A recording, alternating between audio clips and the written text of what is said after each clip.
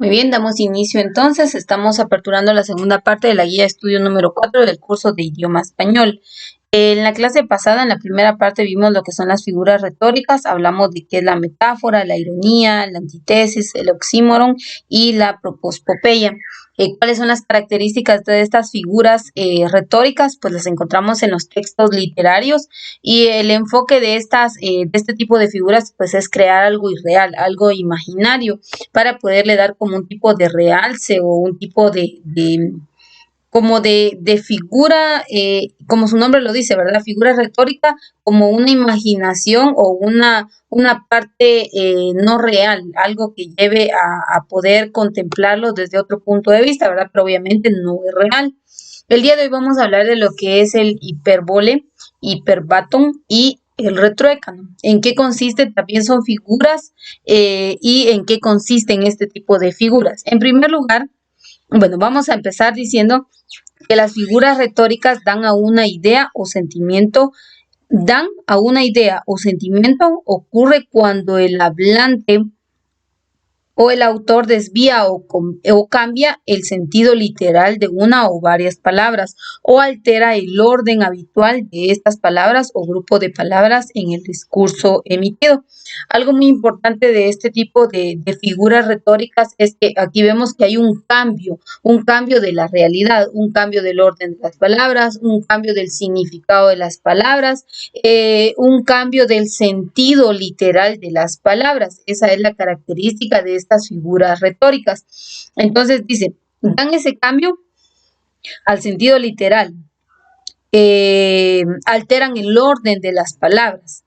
Y dice, las figuras literarias pueden modificar el nivel fónico, es decir, el sonido, el nivel morfosintáctico, que es la escritura de las palabras y las oraciones, y el nivel semántico, que es el significado de las palabras. Entonces, las figuras literarias modifican los sonidos, modifican la estructura de las palabras y modifican el significado de las palabras. Esas son las principales características.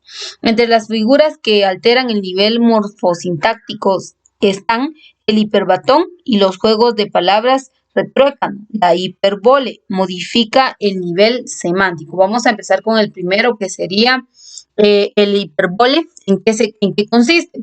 Dice, primero, consiste en la exageración o prestación desproporcionada de situaciones características, actitudes, sentimientos o rasgos de una persona o cosa. El fin de este recurso es conseguir una mayor expresividad interpretada literalmente de forma la realidad. Entonces aquí vemos que algo irreal, solo que llevarlo totalmente a la exageración. Esa es la principal característica de lo que es la hiperbole, que se exagera demasiado y obviamente es algo irreal. Dice, érase un hombre a una nariz pegado, érase una nariz superlativa, érase una alquitara medio viva, érase un peje espada mal barbado. Aquí, en primer lugar, pues tampoco le encontramos el sentido a este texto, pero ya es una exageración, ¿verdad? Por ejemplo, en el otro ejemplo que nos da, dice, con mi llorar las piedras enternecen su natural dureza y la quebrantan. Definitivamente nosotros sabemos que una piedra no puede ser quebrantada, ¿verdad? Modificada, pero aquí dice, con mi llorar las piedras enternecen su natural dureza y la quebrantan. Los árboles parece que se inclinan. Entonces vemos que la principal característica de lo que es el hiperbole es que se consiste en la exageración o presentación desproporcionada de situaciones, características, actitudes, sentimientos o rasgos de una persona o cosa, es decir, ya irse demasiado a la exageración o a la imaginación.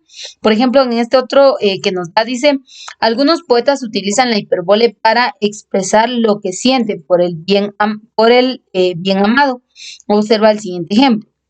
Ojos por quien llamé dichoso al día en que nací, para morir por veros que por salir de noche a hacer luceros, cercáis de azul la luz que al sol envía. Aquí vemos una forma de figuras muy exageradas para describir o dar a conocer, qué sé yo, algún sentimiento, alguna idea que se tenga de algo que es muy preciado. Entonces son otra de las características de la hipérbole que se lleva mucho a la exageración. Ahora, ¿en qué consiste el hiperbatón o hiperbato? Esta es una figura, dice que frecuentemente en la literatura barroca eh, se encuentra muy frecuente en la literatura barroca, principalmente en el culteranismo. Dice, consiste en alterar el orden normal o lógico de las palabras en la oración. Aquí es alterar, modificar el orden de las oraciones. Sin embargo, esta alteración no es arbitraria, ya que deben respetarse ciertas reglas que impone el lenguaje para que la oración transmita el mismo significado y logre entenderse. Ejemplo. Es decir, aquí alteramos el orden de las palabras. Dice, érase del año la estación florida. Este es la frase, pero la forma correcta de redacción es, era la estación florida del año, para poderle dar un mejor sentido. Aquí nos está diciendo, nos lo está dando a conocer como de una manera desordenada, ¿verdad? La idea es presentar el punto central, pero la característica del hiperbatón o hiperbato es que se desordene o que se presente de manera incorrecta la oración. Esa es una de las principales características. Otro ejemplo que podemos encontrar en este es el siguiente. Y cuando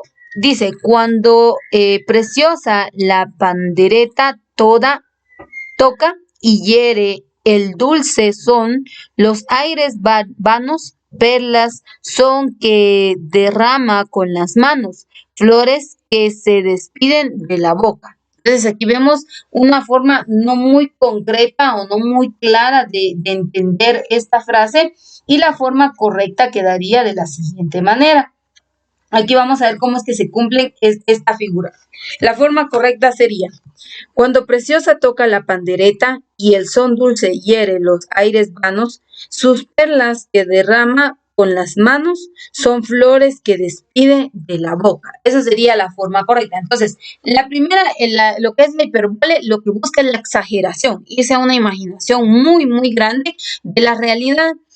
La segunda, que es el hiperbatón o hiperbato, lo que busca es modificar el orden correcto de la oración o de la palabra, de la frase, porque aquí vemos en el ejemplo de érase del año la estación florida. El orden correcto es, era la estación florida del año. Entonces hay una forma para poderle dar mejor sentido, pero el hiperbato pues lo que hace es modificar. Y aquí vemos otra tercera figura, que es el retruécano. ¿En qué consiste? Dice, este recurso también llamado conmutación es una figura de repetición.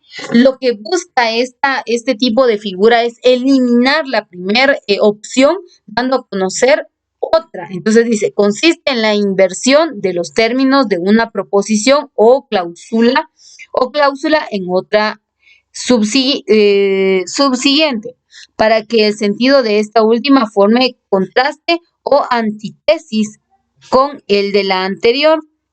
Y aquí tenemos los ejemplos. Dice, cuando pitas flautas, cuando flautas pitas. Aquí hay otro ejemplo y dice, faltar pudo a Cipión Roma opulenta, mas a Roma Cipión faltar no pudo. Entonces aquí vemos, anteriormente tenemos una idea, pero con esta segunda proposición lo que hace es eliminar a la primera que se planteó. Entonces estas son formas de figuras retóricas que encontramos en los textos literarios, que sea un cuento, en una leyenda, en una novela, los vamos a encontrar. La característica principal de estas formas o figuras literarias es que lo que buscan es pues darle otro sentido o hacer llamativo el texto. Lo que buscan pues es darle como color, podríamos decir, al texto, ¿verdad? Para que este se haga interesante.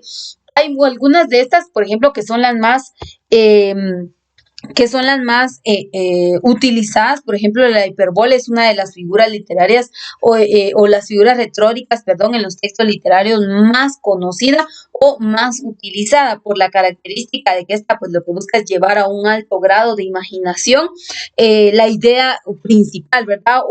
O la idea real, lo que busca es hacerla aún mayor. Entonces, estos son los tres tipos de figuras retóricas que también vamos a encontrar en los textos literarios, y con esto vamos a concluir entonces la guía de estudio número 4. Recuérdese que anteriormente en la clase pasada pues hablamos de estos también de estas otras figuras retóricas dentro de los textos, ¿verdad? Y pues los otros tres que vimos el día de hoy, también nos vienen a complementar esta serie de figuras retóricas para que en el momento en que nosotros encontremos un texto en donde se vaya demasiado a la exageración, en donde diga algo contrario, en donde utilice, qué sé yo, la ironía dentro del texto, pues vamos a saber nosotros que entonces son formas de figuras retóricas dentro de los textos literarios. Así que con esto concluimos la guía de estudio número 4 del curso de idioma español.